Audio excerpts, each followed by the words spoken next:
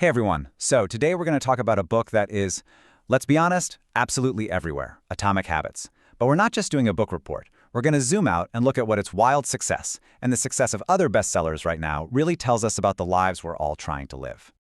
Does this sound familiar? It's the new year, you've got all this energy, and you're like, this is it. This is the year I run a marathon, or I'm finally going to write that novel. And then, a week, maybe 2 weeks later, all that motivation just kind of evaporates. You're right back where you started.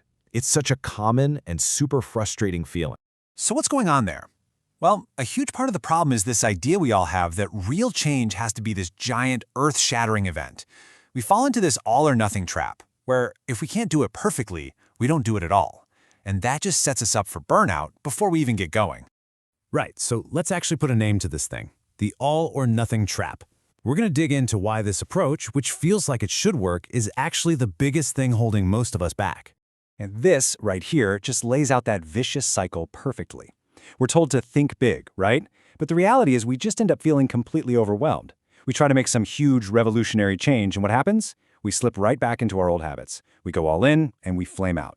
The key thing to realize is that this isn't a personal failure. It's the strategy that's failing us. Okay, so if the old way is broken, what's the fix? Well, that leads us right here to the atomic solution. This is that totally counterintuitive but brilliant approach made famous by James Clear in his book, Atomic Habits.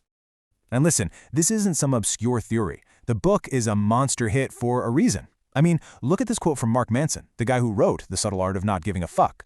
When the man who taught a whole generation to stop caring about pointless stuff calls a book supremely practical and useful, it's onto something real. So, what in the world is an atomic habit? Well, the name really says it all. Think atom, something so tiny it's almost invisible. That's the habit. But here's the magic part, the compound effect. It's like investing. A tiny bit of money doesn't look like much at first, but over time, it compounds and grows into a fortune. These habits do the exact same thing for your life. The whole philosophy really boils down to this one simple number, 1%. The goal isn't to reinvent yourself overnight. No way. The goal is just to get 1% better every single day. It sounds so small it's almost silly, but when you do the math, the power of compounding that 1% over a year is just mind-blowing. All right, I know what you're thinking. That all sounds great in theory, but how do you actually do it? How does it work in the real world? So in this section, let's get into the nitty-gritty, the practical mechanics of how these tiny habits actually win. Clear gives us a few genius little hacks. First, there's the 2-minute rule.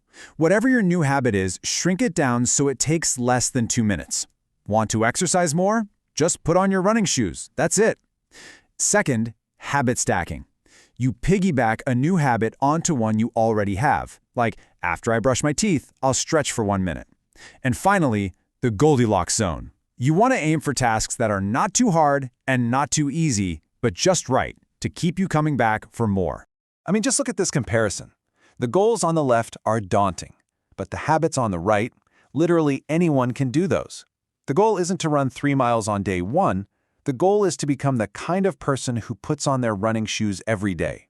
It's a shift from focusing on the outcome to focusing on your identity. And it starts with an action so easy it's impossible to say no to. Okay, so now that we've got a handle on the atomic idea, let's zoom out. Because the story gets even more interesting when you look at what other books are flying off the shelves right alongside this one. We're looking at the bigger picture now. Seriously, think about it. Why is this book about tiny, manageable change such a phenomenon at this exact moment in time? And why is it sharing the bestsellers list with a ton of super simple cookbooks and edge-of-your-seat thrillers? Is there a connection here? Spoilers? Yes, there is. So looking at some of the other top bestsellers, a really clear pattern starts to show up. A whopping 60% are cookbooks. And not just any cookbooks, but ones all about ease and comfort. Think slow cookers. The other 40%? It's pretty much all fiction, dominated by these intense thrillers that let you just disappear into another world. And here's the big takeaway. Each of these categories is scratching a very specific, very modern itch. Atomic Habits gives us a sense of control in what can feel like a really chaotic world. Those easy cookbooks, they offer comfort.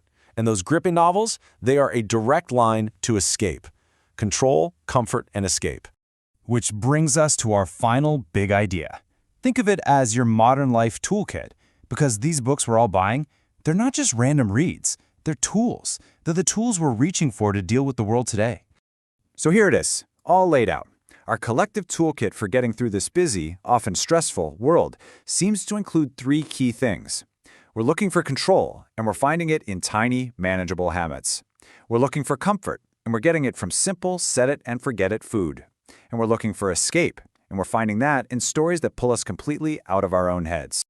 So, at the end of the day, a bestseller list is so much more than just a ranking of popular books. It's really a snapshot of us. It's a mirror showing us what we're anxious about, what we're craving, and the strategies we're all using to get by. And that really just leaves us with one final thought, and this one is for you to think about. If these books are a collective toolkit, what's in your personal one? What are the habits, the comforts, and the escapes that you use to navigate your world? Pretty interesting thing to consider.